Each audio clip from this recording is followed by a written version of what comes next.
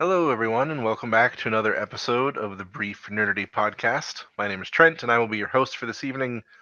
Here with me tonight, returning again, is our good friend Eric. How you doing? I'm doing good. How are you? I am fantastic.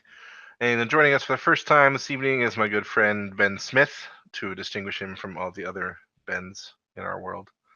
How you doing, Ben? We are legion. We are many. You gotta fear the Benergy. Indeed. Just like to let everyone know, obviously Ryan is not here with us this evening. He's decided to go on sabbatical from the podcast for now. We wish him extremely well and hope we get to see him again in the future. So reach out to him on social media and send some love his way. And yeah, we're going to have a nice, fun episode here for you. So let's get right into our round robin discussion for the week. So what we came up with this time was most anticipated nerdy thing of 2018. I don't know if we've already done this or not, but we're doing it again. So, because we have a bunch of new people. So, do either one of you want to go first? I'm pretty Absolutely. excited about Infinity War. Go for it, Ben. I really haven't seen much on it yet. Come on. What was it? I Infinity think War, I got covered up. Infinity War? Marvel? Ah, yes. I mean, come on. All the stories supposed to start meshing together. It's going to be amazing. Yeah, Yeah. it'll be nice to see. Marvel has kind of been leading the way in their movie universe, Sure. and then DC has DC's like, wait, we're real too. We can do things, and then we make movies and we prove we can't really do things other than Wonder Woman. Yeah, I don't know. I wasn't as big a Wonder Woman fan as most people. Well, all right. Well, I'd like to thank Ben for joining us this evening. No, no, that's cool. I'm excited for Infinity War too. I think it's. I mean, it should easily like just destroy box office records. I mean, people are going to go see it just to see it. Well, and even if Oh, they for fail, sure. I mean, let's say somehow they just drop the ball on this one, and it's as bad as Justice League. Or worse. Thor People 2. will still go see it I know. because they've set such a good precedent that they won't expect that. Right. Even word of mouth would be hard to kill this thing. Because everyone would be like, "What? No, I mean you're just a hater," and then they'd go see it anyway.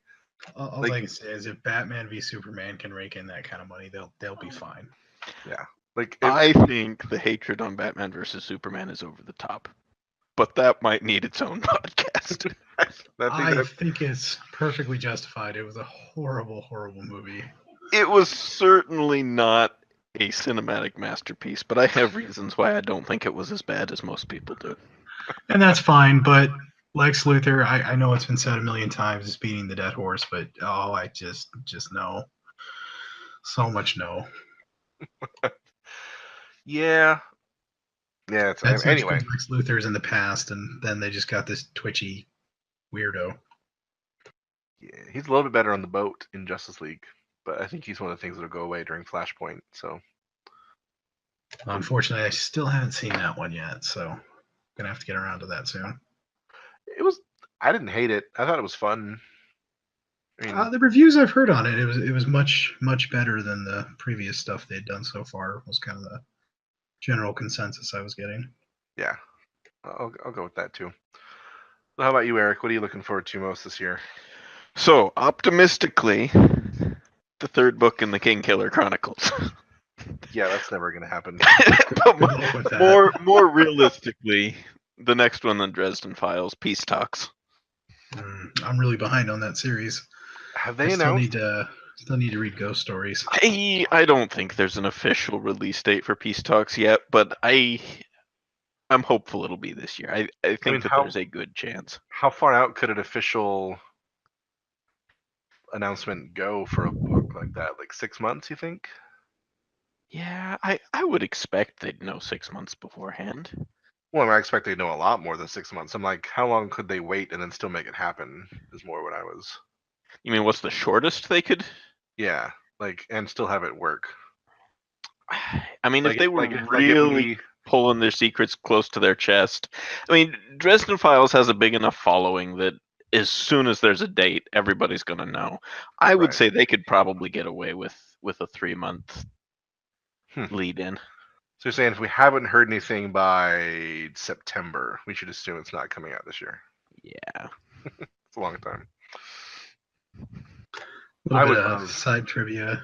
I really got into the audiobooks of the Dresdens, and Ghost Stories was actually what killed it for me because they changed the reader for it, and it just killed it for me. But apparently there was so much demand for Marsters to come back, they redid it. And I think it was always his plan to come back. It was intended as a one-book sabbatical. He had something else going on. But it was, but it makes me laugh that like people wanted him back so bad that they actually brought him back for Ghost Stories. Oh, I didn't know that. They re-recorded. Yeah, they redid it. Really? Nice. Yeah, I mean, people love Marsters that much. They're just like, nope, not gonna, nope. I'll be honest. I chose to read. Well, my first time through the series, I read them all in print to collect them all and read them that way. So I actually read Ghost Stories in print before I learned the amazingness that is Marsters. He does a really good job at it. I loved it. He does. Ghost Story is probably, it's probably my least favorite of everything after maybe the first 6 books or so, when it's still finding its stride. And if you combine that with changing narrators, I think that has a very real impact on your reading impetus. Yeah. It was also really weird because right? You kind of had this certain style, and then all of a sudden it was like a spaghetti western. Right. I mean, it's and there are good reasons for that we probably shouldn't get into because of spoilers, but yeah, it doesn't feel like Dresden. Yeah, of any of the books for it to happen in, that would be the one you could get away with it. The worst one possible. But yeah, so I mean, I would definitely say I'm excited for a new Dresden book. I feel like we would have heard about it by now because I know that he usually likes like May, June release dates. I guess I could just be talking out of bad memory with that, but remind me, how many of them are out now? How far behind am I? Let's see. After Ghost Story, there was Cold Days the next one? I'm pretty sure it was Cold Days, and then Skin Game. So I think you're only 2 behind. He's slowed down a lot. Oh, I think actually, I think we're getting briefcases this year. Oh right, yeah, I had heard about that. A little blurb. It's kind of like Side Jobs. Yeah, it's June 5th is the release date according to his website. Yeah, it's another Side Jobs. Actually, I need to read both of those because I never read Side Jobs. Side Jobs has the distinct advantage of being, as you might have gathered if you've read anything about it, short stories. You can read one in an evening. Yeah. Weren't they done as like kind of before he even did Dresden? Or am I just wrong? Maybe some of them. Some of them are definitely scattered throughout, and they will tell you at the beginning of each story where it falls chronologically. And some of them do things that could not be done in the Dresden series. So they are non-canon. Well, no, they are canon, but Dresden is the only point of view you get in the Dresden Files. And one of them specifically, he explains why in the intro to the story, cannot be known about by Dresden. Oh, that's interesting. I am intrigued. Yeah, I was going to say, that's going to have to happen now. Yeah, so on his official website, I'm looking at the list right here.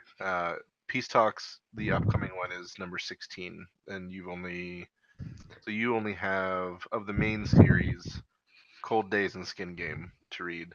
And Skin Game is maybe my favorite in the series. Yeah, Skin Game probably falls second to me to Changes, but I don't know if that's necessarily objective. Changes just when I read Changes, it was so amazing that may cloud my view of other ones going forward. Yeah, all I know is Skin Game sounds dirty. I look forward to it. Sweet. Let's see. So I think mine.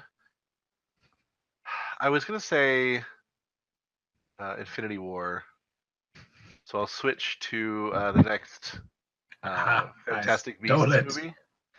I had not heard of this yet. Now, I what's didn't- going on with that? Yeah, I didn't even know they were going to make a second one. Yes, I think it's 2018. Maybe I should check to make sure. It's called Crimes of Grindelwald. I guess it makes sense. I mean, they left it on quite the cliffhanger. November 2018. Good. So basically, obviously, it takes place after the Fantastic Beasts and Where to Find Them. A lot of the characters are coming back from that one, but they also will be meeting a younger Dumbledore and seeing a little bit of his and Grindelwald's friendship / relationship / falling out, stuff like that. So I really enjoyed the first one. There were some world canon issues that irritated me a little, but in terms of pure storytelling, I really enjoyed it. I thought it was fun. Yeah. Like I love revisiting that world, like the magic and Especially the from different people. Yeah, the wand fighting is always well done. I may have actually liked it more than the old movies. I liked it better than a lot of them, that's for sure. Yeah, Jude Law is going to be young Dumbledore, and I think that's amazing. And apparently, he did an interview recently. They were asking him like random Dumbledore trivia questions, and he got all of them right. Nice. So apparently, he has studied up because that was one of the criticisms of the second Dumbledore. Right. Is that Is he that didn't he seem in fact enough like refused Dumbledore. to read the books because he Right. didn't want it to influence his portrayal of the character. Right. That makes zero sense. Right. So I'm excited to see where they take this one. So I think that's my answer there. I do got to say though, the for the life of me, I can't remember the character's name, but the chubby guy, he totally stole that movie. Oh yeah, the guy who wanted to be the baker, the Muggle. Yeah, he was just amazing. Yeah, he's coming back also in the next one. Nice. Yeah, I think he was my favorite character by far. Yeah, it was really cool. They how a lot of movies will release like a cast photo. Mm. They of course made the Harry Potter style photograph where it's still for a second and they all kind of move. Nice. Briefly, so That's pretty sweet. You can look it up. It's pretty cool. Alrighty, so let's talk a little bit about what we've been watching and playing here lately. I will go ahead and go first on the games. So my friend TK and a bunch of other people have got me sucked back into Sky Factory 3, which is a mod for Minecraft. And the whole premise is you you're just mad because we left Ark to play it. A little bit, yeah. I might be slightly salty. So the premise is you're on a single tree that's on it's a single oak tree on a single dirt block in the middle of the void. So there's nothing around you but sky. All right, so you're dirty and you got wood. Right. So from that one tree and one dirt block, you can make everything in the game all the way through the entire everything from every mod that's in the pack, all the vanilla stuff. You can go to the Nether, you can fight the End Dragon, you can do automation, like you can create giant sky fortresses. Can you take your wood to the Nethers? Man, These are serious questions. you can definitely take wood to the Nether. Yay! It would be lit on fire by the ghasts, so you may not want to. But that does put a damper on it. No, Lighting this your is wood on the fire. exact opposite of a damper. This is true. it's an igniter, but not the good kind. So, Eric, what have you been playing? Well, I mean, I've been in Sky Factory with you a little bit too, but the game that currently has my focus is Eternal, and I've mentioned it before on here. It's a card game. Recently came out with a new expansion, so I've been fiddling around with that, trying to figure out what the new meta is going to be like, and mostly losing. I'm good at that. That sounds fun. I mostly lose in card games too, so I'm so bad at them. I never take the time to really thoroughly research like what you should do. yeah, like the meta. I just kind of walk in and I explode. Yeah, I think the best Magic deck I ever had, Eric built for me. So, yeah. Back when the Ravnica set. I missed that card. You know, ironically, I think that actually holds true for me too. He gave me some like zombie deck, and it was unbelievably powerful. Oh, I loved that zombie deck. I Black like- and blue zombies. Yeah, I like B slapped you for like 100 damage at the end. It was amazing. That sounds Kind of a hollow victory though, because I didn't put the deck together. meh. So you basically just made Eric beat himself. Yes. Stop hitting yourself. Stop hitting yourself. It's good stuff. So, how about you, Ben? What have you been playing?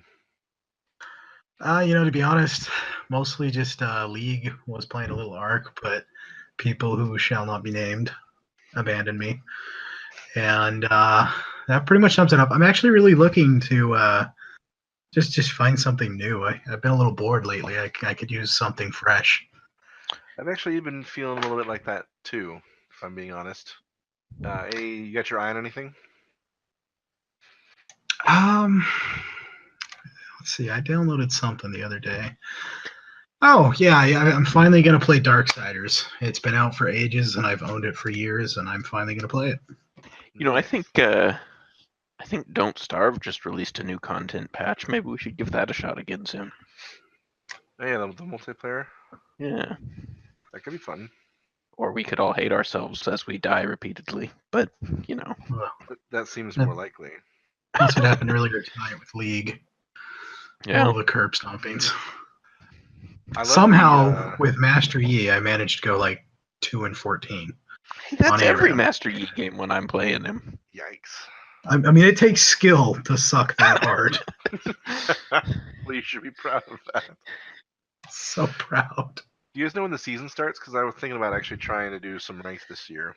Of course, I said that No, every I year. don't. Right, I was gonna say we try and we start off good and then we have 4 people and we're just like, eh. Yeah, and or we get like, for me, this last season when we tried it, because you could do the what is it called, where it's different people depending on the different stuff. The ranked flex. Or Yes. do you mean something else?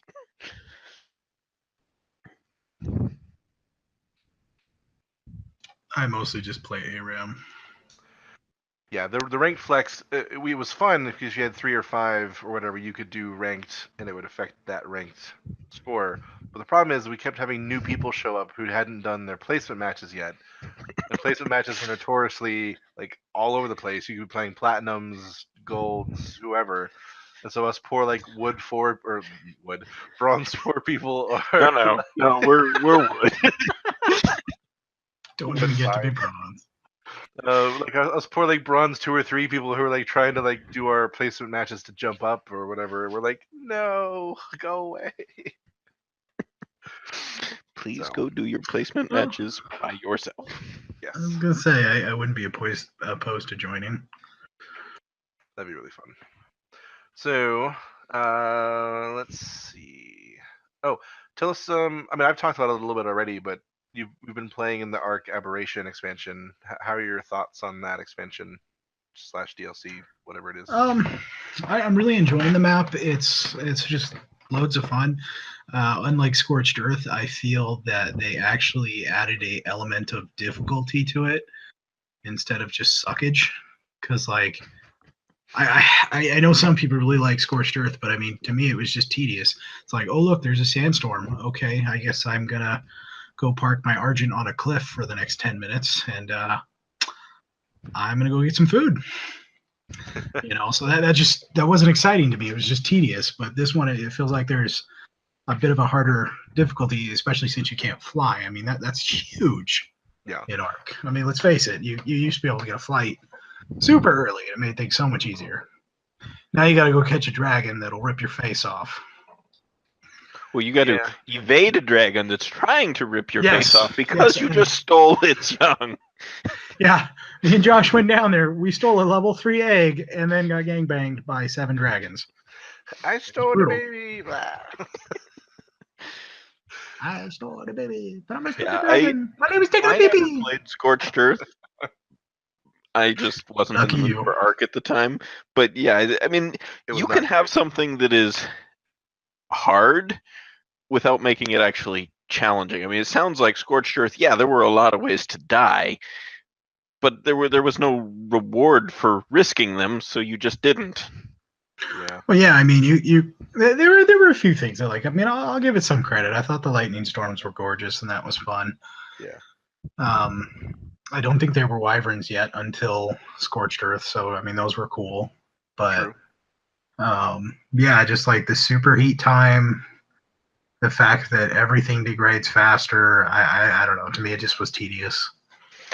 Yeah. And then in Aberration, I mean, the new dinosaurs all feel well thought out. Like they have a real place in the Ark universe, in the taming. Yeah, for sure. Like, there's no T-Rex because it's kind of a more jungly environment. It makes sense that the Spino's top dog. Well, there's that, and some of the Ark dinos just don't. They don't do anything for you. I mean, you guys got into this before, but raptors, you got lower tier dinos if you need easy tames. You got higher tier dinos if you want to fight things. The raptor just kind of sits there. I literally, when we started, got knocked out or got killed by a raptor, and when I respawned, it kept spawning me on top of this freaking raptor because apparently the spawn area is super small in these areas. And so I literally ended up punching a raptor unconscious. I mean, that's how pathetic they were. I duked it. Then I went and killed a dodo and tamed it. And then I died to a rat, but hey, whatever. But the new dinos that are added with this the expansion all have a purpose. You feel like you want them for different things. Oh, for sure. I mean, let's face it. Your personal favorite, Eric, the crab. Yes, the Carcanos is so fun. Amazing. It's honestly more fun than flying, which doesn't make sense because it is demonstrably less effective than flying. Well, I think the tossing the dinos in the air is the best part. But yeah, the ability to chuck a dino like a football field away, that's just fun. I loved watching you toss the Carnos, especially. It's like, wee, bye-bye. No bites for you. Alrighty. So yeah, I've been having. I mean, I had fun with it. Part of the problem for me is that I didn't think there was enough water around the place to make it fun for those who like to farm. I mean, yes, you can survive elsewhere with like the aquatic mushrooms, and you can put the aquatic mushrooms into special recipes that become like super hydrating, whatever. But that was definitely a gripe I had. I mean, with the place where there was a lot of water, there's no metal, and then so you have to move. Right. You have to have metal. And without flying, those caravans become really difficult to go to and from, either to and from the water or to and from the metal. Oh yeah, for sure. So that has made me want to explore even less because I'm like, well, I mean, there's these really cool places around, but by the time I climb up there, I'm gonna need like 30 more sets of those climbing picks because they break so easily.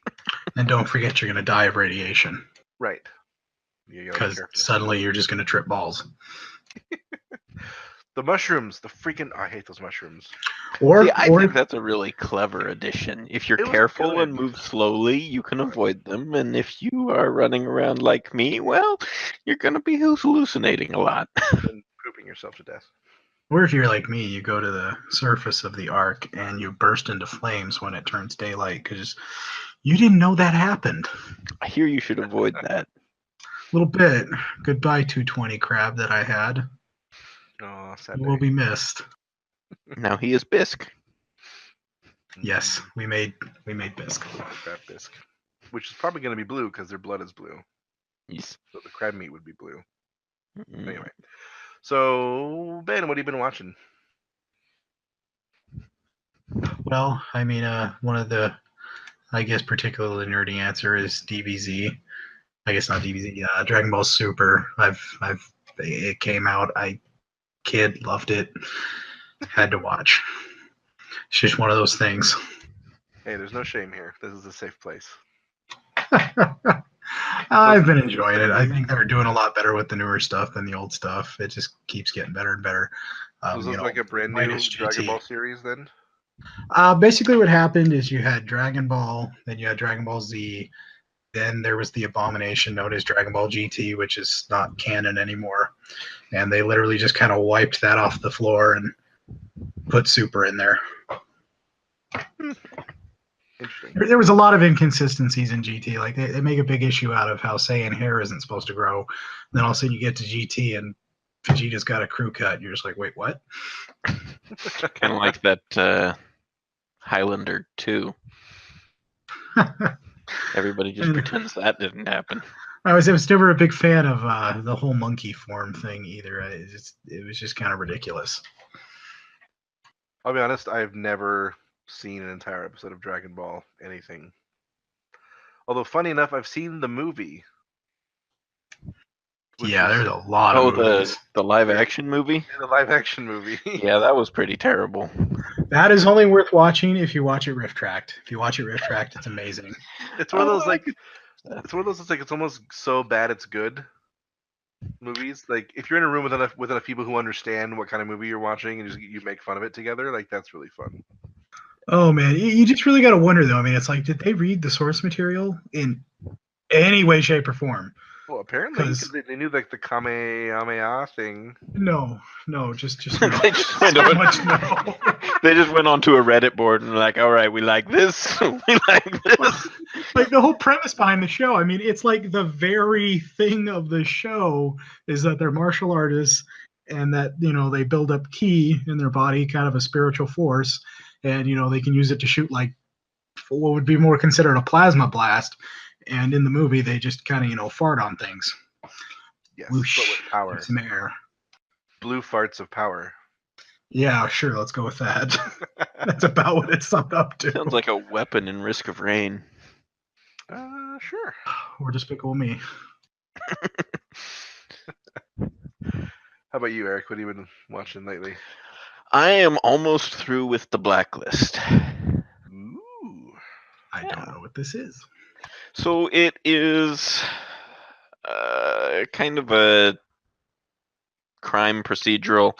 The two main characters are an up-and-coming FBI profiler and the concierge of crime who, for unknown reasons, takes an interest in her and won't work with anybody else. And he's able to give the FBI all of these criminals that they don't even know exist. They are so careful that they're not on the FBI's radar, and it takes another criminal to track them down. Yeah, the other part was strange is that he turns himself in. Like he was completely off the grid. No one knew where he was or how to get to him. He got bored, huh? Apparently. So that's part of the show is like, why is he there? Why does he care about this FBI agent? Like, what's their connection? I've seen, I think, the first 2 seasons, and I really, really liked it. It's on my ever-growing list of shows to look at. Yeah, it's enjoyable. I mean, procedurals in general have their work cut out for them to stand apart from the rest, but I've liked this one. Well, they have their work cut out for them to come up with new and interesting ideas that haven't been beaten to death. Right. Speaking of kind of new stuff, I was watching Bright the other day on Netflix. That was kind of interesting. Ooh, how was it? I'm kind of mixed on it. I mean, I'll be honest. Just doing the whole races against each other crap in this day and age just kind of annoyed me a little. Gotcha. But you do get Will Smith. I mean, who doesn't like Will Smith?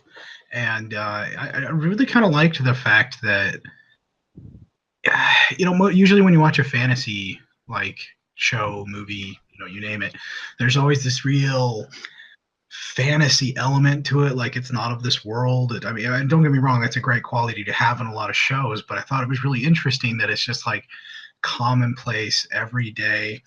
Like it literally starts off with Will Smith going out to kill a fairy, like it's a wasp. Huh. Interesting. I mean, it just there's orcs and they're just there. It's just fact of life, There's nothing mystical about it.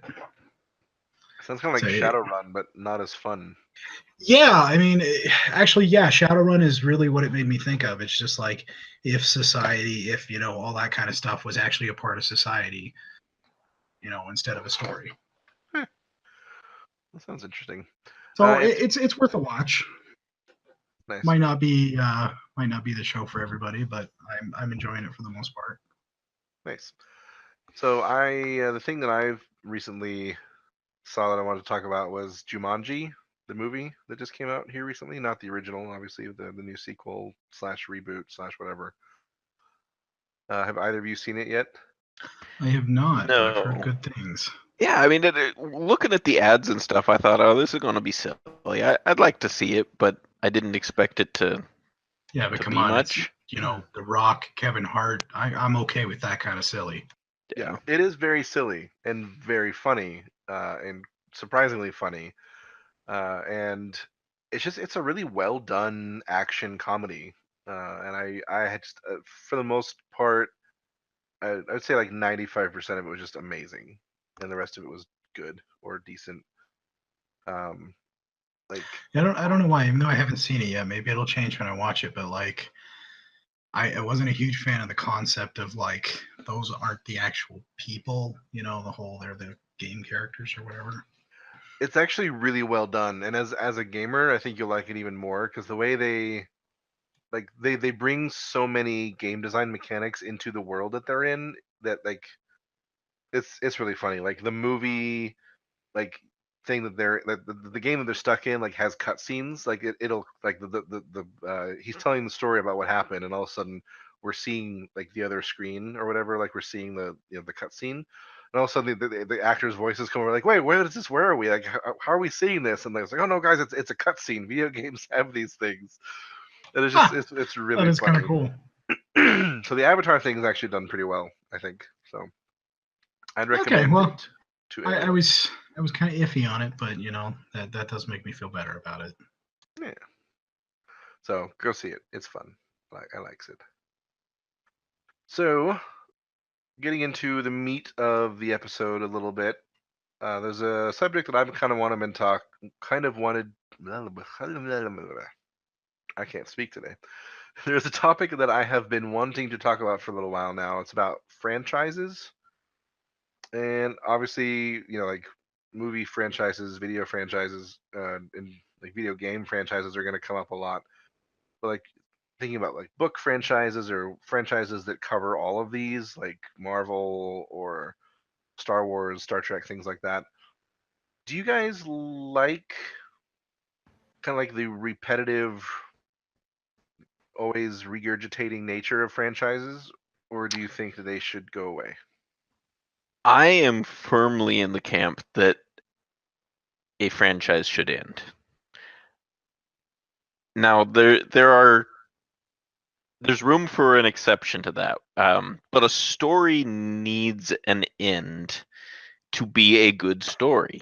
I mean, I personally think that the reason Firefly is so good is because it had to end. They got a chance to do the ending. If they'd had to cut off after the show got canceled, that would have been terrible. Right. But they were like, okay, it's over. We need to write an end to this. And I think too often franchises go on and on because they're still making money. I get it. Until they kind of just drift off because they didn't know the end was coming. Gotcha. And for TV shows and maybe certain movie franchises, I can certainly see that. How would you feel about franchises that are each entry into the franchise is its own contained story, like Zelda or Metroid? I those are the ones where I would say there's an argument for continuing it. If it is its own self-contained story, then I Just don't do know a that good there's job. a necessary reason for the franchise to go away. My whole thought process on it is basically as long as you can whip out something good, I'm good with it. I mean, I don't care if it's been going on forever. Phrasing. Oh, good grief. As long as you're doing a good job with whatever media you're presenting, I'm happy with it. If I like something, I don't necessarily want it to end, but by the same token, if you're going to beat the dead horse, just let it die. You Right. know. So I mean, I definitely agree there. Once something starts to stagnate, it probably just needs to end. But I don't know. There's kind of a balance there. I mean, like Oh, what's a good example? Well, a good example for me that I always point to is Castle. I love that show. Love that show. But after 5 or 6 seasons, it started to get a little bit stale. Like they had a hard time coming up with new character development and overarching stories for everyone, and so they did Yeah, eventually decide to end it. And I feel like that was a good decision. I would love for there to be more Castle, but at the same time, like if it's not going to be good Castle, then what's yeah, the it rest? was. But Smallville. that's kind of what I was saying. I mean, it was really starting to stagnate. It was time to be done. Right. Smallville, I think, went 2 or 3 seasons past what it should have done. Yeah, it went what 10 or 8? I don't know. I But can't on the remember. bright side, it gave us one of the best Lex Luthors ever. Oh, That's for absolutely. sure. He was a phenomenal Lex Luthor. Wasn't he Probably the done best thing after? about the whole show. Wasn't he done after like season 6 or something? I don't know. I stopped watching it after like season 6. Yeah, I'll be honest. I never got past season 4 or 5. I should go I, back I'm and watch actually that sometime. That'd be I'm fun. actually on like the last couple episodes, and I just need to finish it. Nice. He kind of comes and goes. Gotcha.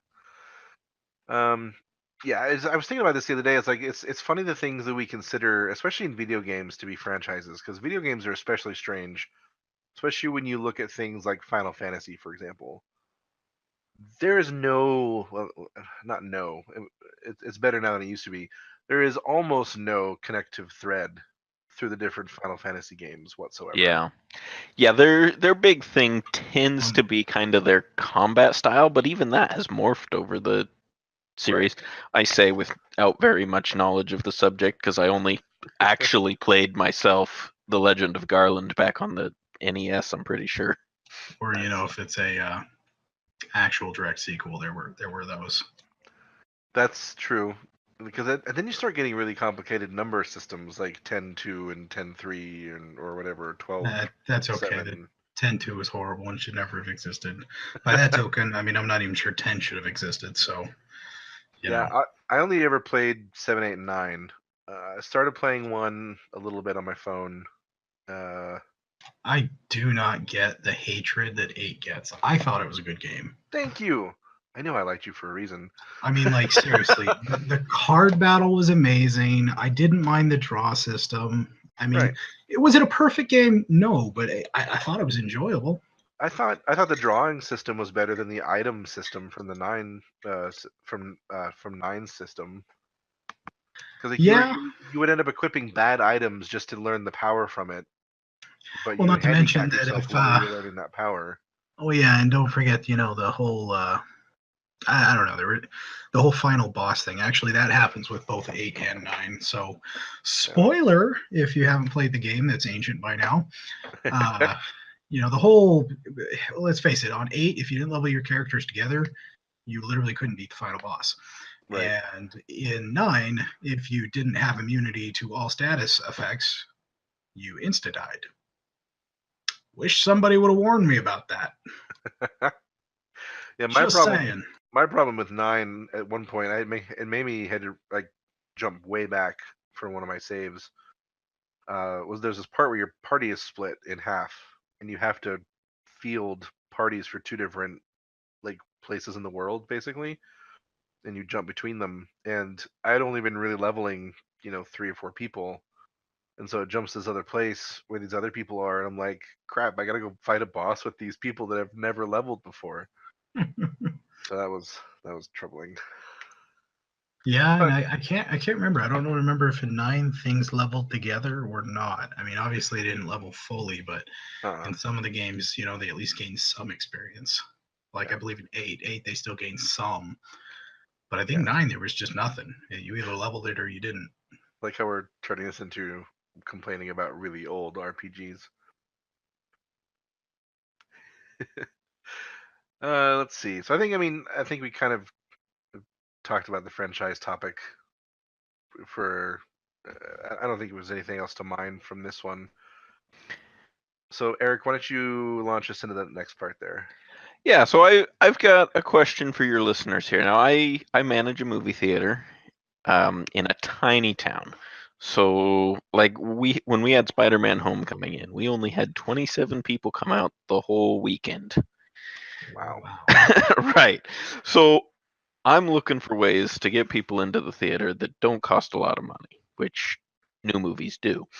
Right. And I'm wondering if any of your listeners know of some good public domain movies or movies that aren't copywritten that they would recommend their friends go see, that they think people would like to see brought back into a theater. Now, this could be something old. I'm thinking maybe 1925 Phantom of the Opera people might be interested in, or it could just be something that there was no copyright drawn up for. That is a very interesting topic. I I don't know where to go there. I don't know if I know. I mean, I just did a Google search for public domain movies. Right. Some of them are fun looking.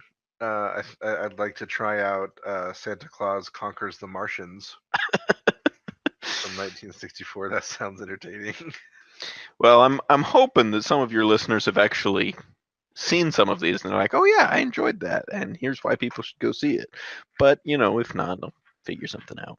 Well, it looks like there's maybe some like classic like golden era movies on here, like from the 40s and the 50s that you might be able to pull from. I don't recognize all of them. Attack of the I see some Giant Abbott and Leaks. Costello. That, from what I've seen of them, they're pretty funny. Yeah. Attack of the Giant Leeches. I'll bet that one sucks. There's a Three Stooges movie called Disorder in the Court. That looks funny.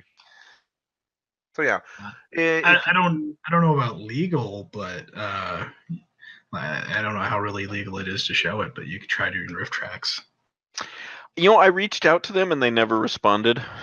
That's too bad. Yeah.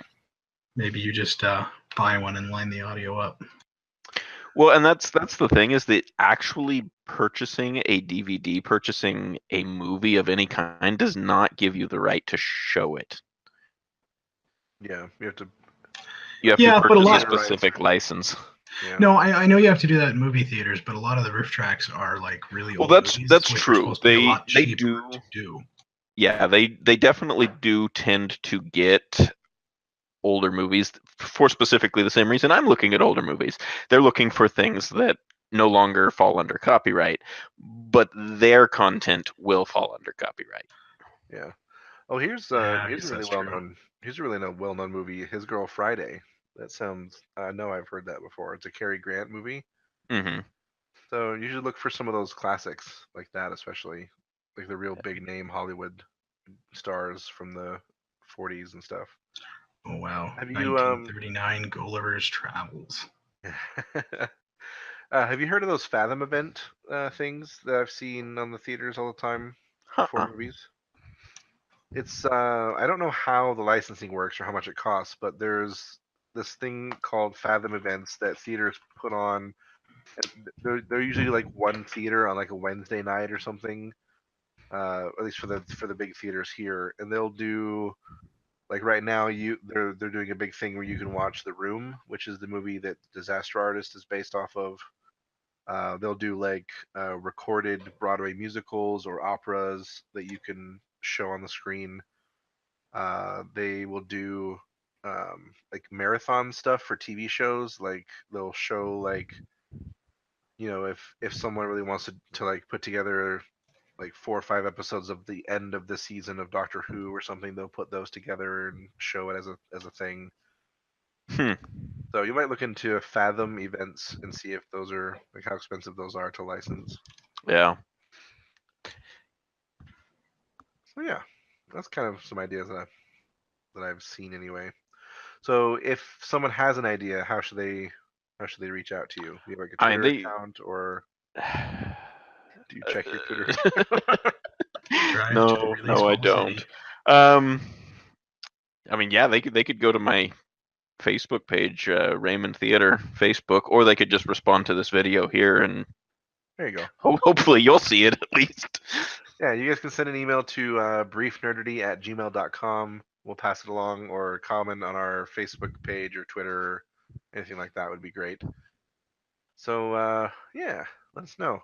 So let's we're getting a little close to the hour mark. I actually forgot to start my timer right at start, so it's a little off. But we have some listener questions. One last week that didn't quite make the the time of recording from my friend Annie, and she wants to know or have us talk about the subtle change between when we were kids, and she's probably our age. And for those of you who don't know us, we're in our early to mid 30s.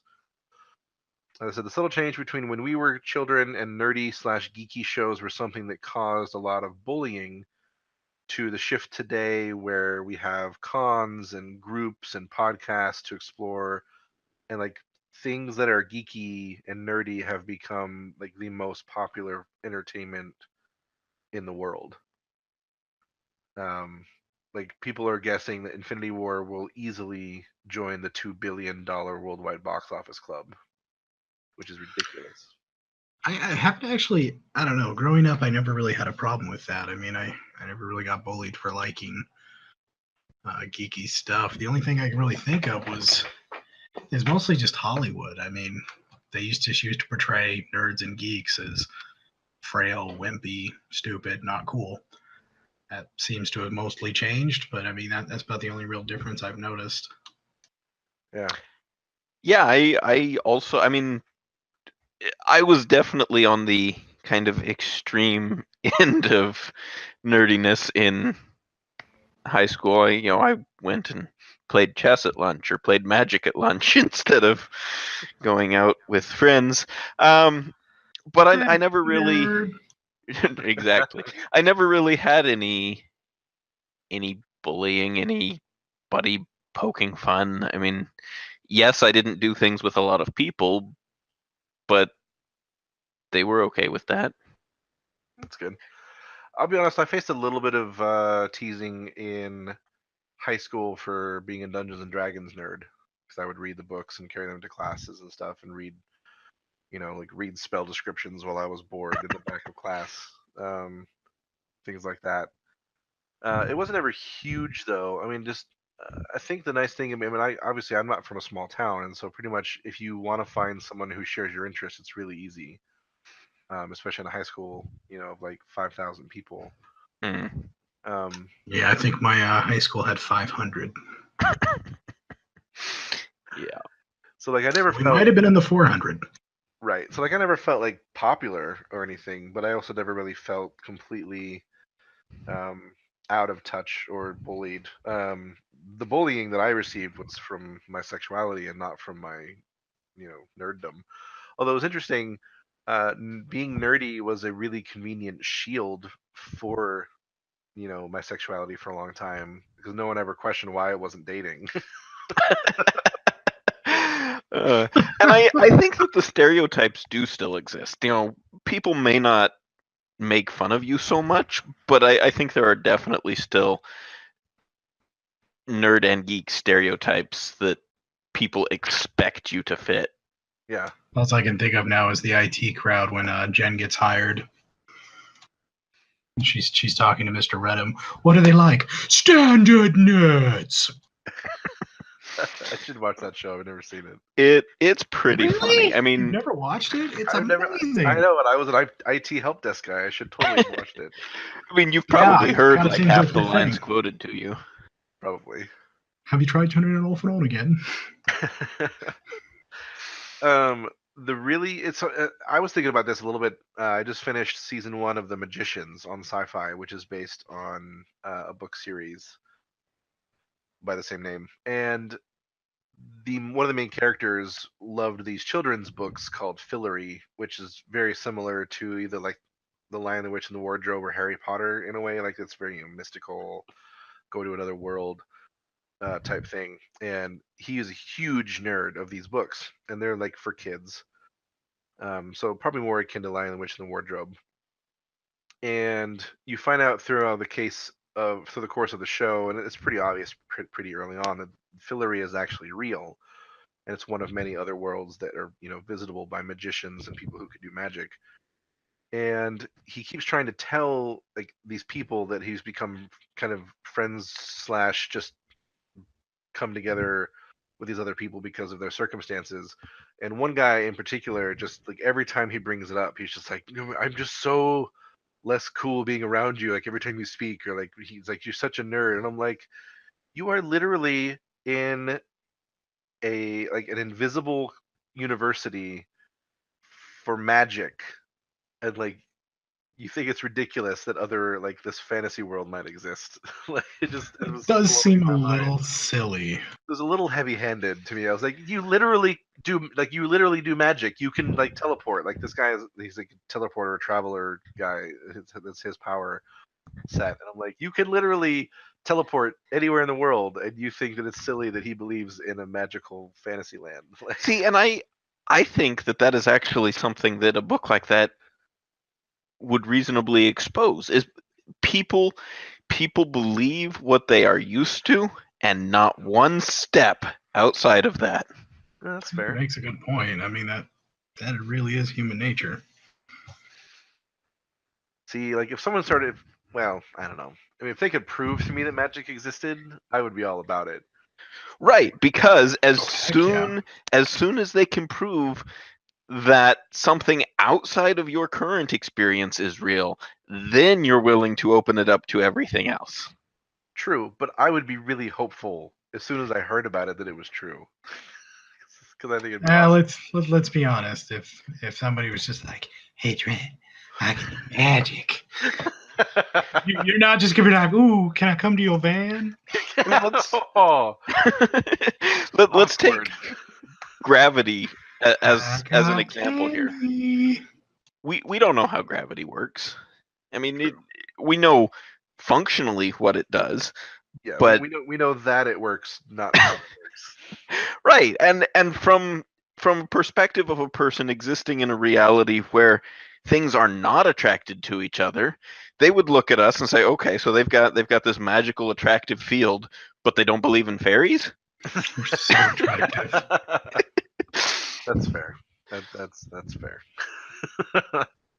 I'm just saying, as much as you may want to believe, I highly doubt if somebody came up to you that you'd actually give them the time of day. Unless you thought they were a street It's magician. just Hey, who knows? You might get lucky. it's hard to put yourself into a field so far beyond the reality that we know. Huh. True. That's a good point. I hadn't thought about it that way. So let's so our friend Spencer dumped like 10 topics on one of my comment threads today. So I'll just pick one out of here for the last few minutes. I'm terrible at guessing new trends. I don't know if you guys are good at this at all, but he asked, "What do you think the next video game trend is?" Such as like the past few years, it's been MOBAs, then card games, then battle royales. Can you think of a new type of game or maybe a niche type that hasn't exploded yet? I mean, if you could predict that, make I'd the be first rich. one and be rich. Is there a type Gosh. of game that isn't maybe as popular as you'd like it to be, or like a game type that's fallen out of? I don't know. I mean, to an extent, sandboxes are pretty popular, but I think there's a lot more that could be done with it. Like Ark is a good example. It was fun, but once you tame a few dinos, you're just like, all right, well, what do I do now? Sandboxes need to evolve to a point where they actually, there starts being objectives, or I don't know. It's kind of hard to say. I mean, there needs to be more.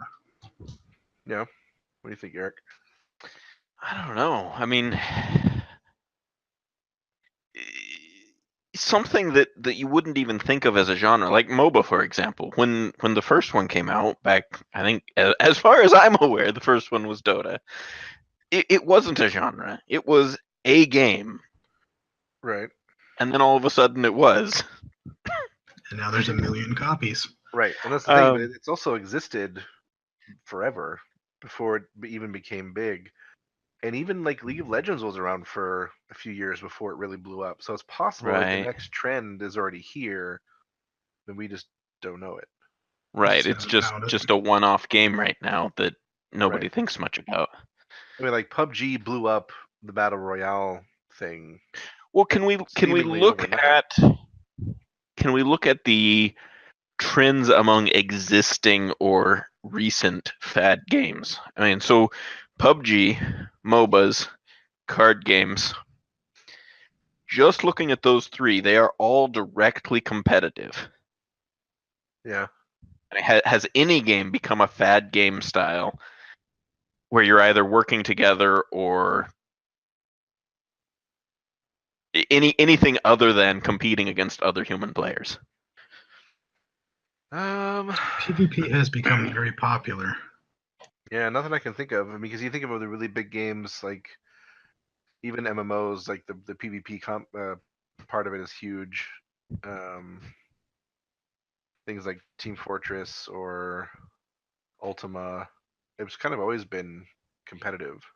hmm And I think a part of that is, yeah, humans are competitive. Another part of that is that's where the money's at. I mean, that's where the tournament organizers come in, and It's true. It's becoming a big thing with the esports, but also, personally, I think it's easier. I mean, it's a lot easier to make a game that's just based on combat. You don't really have to have a story. You don't really have to have a plot. You don't have to, send the characters out on a journey in this big world. I mean, there's just a set number of maps. Yeah, you don't have to write an ending, which apparently people suck at writing. Oh gosh, yes. So like So many the things game, ruined. a game that I'm thinking that's blown up in the past year or two is Overwatch. Do we think we're gonna get a huge explosion of games like that? Because I mean, it's huge. I think we kind so of already have. some people say that Overwatch is just a transition of the MOBA genre. That it's the same basic idea, but Just first-person shooter version. right, a shooter instead of top-down, more RPG feel. I mean, with the different character types, I can kind of see that, but there's so much of MOBAs it doesn't have. I would almost see it's more like Team Fortress 2, like the next Yeah, generation of that kind of game. yeah, and there are a couple along those lines. It's not completely isolated, but I think that it shares too much space with games like Counter-Strike, where it's really more of a shooter than its own genre. And maybe that won't be the case. Maybe people will flock to the idea and make a million ripoffs of the idea. It's true. I don't know if anybody could do it as well as Blizzard's been doing. Personally, I think it's so much fun. Like I'm terrible at first-person shooters, and yet I have fun when I play Overwatch. Yeah. And that's something that Blizzard has consistently been good at, is making their games enjoyable for a broad class of players. Yeah. And to their credit, despite it being a battle royale, they've actually made some stories, some movie clips. I mean, yeah, in fact, enough story that I would love for there to be a single player campaign in it. Or better yet, Blizzard, why the F haven't you done a movie or a TV show? World of Don't you Warcraft talk about that? crashed so hard. Don't you talk about that blasphemous live action? I enjoyed it, but I do not think it was well considered. They're CG, and they're like, "Oh, what are we gonna do? World of Warcraft? All right, yeah, let's do live action." Wait, what? They were trying. The works were very well done. I mean, the CG that was in the movie was gorgeous, but seriously, why on earth wasn't Blizzard, the whole movie? Blizzard could charge their own streaming service cost just for an Overwatch animated series. That's it. So you've got these Netflix originals, you've got these Hulu originals. We want Blizzard originals. Seriously. Heck yeah! If they could make every one of their franchises into a series, I would totally subscribe to that. Yeah, absolutely. But they got to put out. That's what he said. I'm just saying. I need at least so many episodes a year. Seriously, and I mean, they could honestly just like go to their fan community and say, "Hey, submit some ideas, give us some clips, and if we like yours, then you're in." Seriously, they're in such a good position right now. I don't know. It's like there's money here for you to take. Like, take my money, please. Like, I want to give it. I think it's just because they're making so much money on the other stuff, they're just not willing to branch away. Yeah. I mean, it's going from game to show or movie. It's true. I mean, there is always the risk when you try to branch out like that it crashes and burns, and wrecks your reputation. But I mean, if they could survive the Warcraft movie, then they're fine. Yeah. Yeah, that was bad. But I mean, one of the big problems with the Warcraft movie is you've built up this big, amazing, story with all these characters and voices I'm used to. And now all of a sudden you're just like throwing random live actors at me. And I'm like, that ain't his voice. No. Well, and Bad Maeve. I think if you're going to write a story into a known universe, you need to do one of two things. You either need to completely ignore the canon and write it as an enjoyable movie for every viewer, or you need to stick pretty closely to the canon so that the fans you already have will enjoy it enough to come out. Yeah. Yeah, and but I think that was kind of the splitting problem. that difference. Yeah, that's the problem with every video game movie ever made, is that Yeah. either they don't stick close enough to it, or they don't respect the source material, or it's just a badly made movie that no one I Right. think it wants really to just watch. comes down to they never respect the source material. Because Well, and that can be fine if it's a good movie. enough on its own that it doesn't matter. Right. But it almost never is.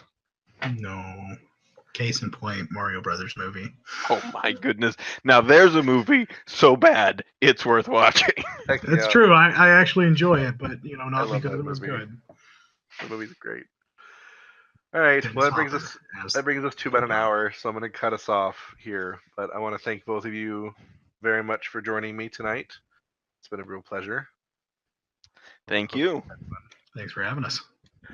And to all of our listeners, thank you once again for joining us for another episode of the Brief Nerdity podcast. Please reach out to us at briefnerdity@gmail.com for any listener submitted questions or topics that you want us to talk about. Feel free to check out briefnerdity.com and our Brief Nerdity Facebook and Twitter accounts. And yeah, we'll see you again next week for another new episode. Bye bye.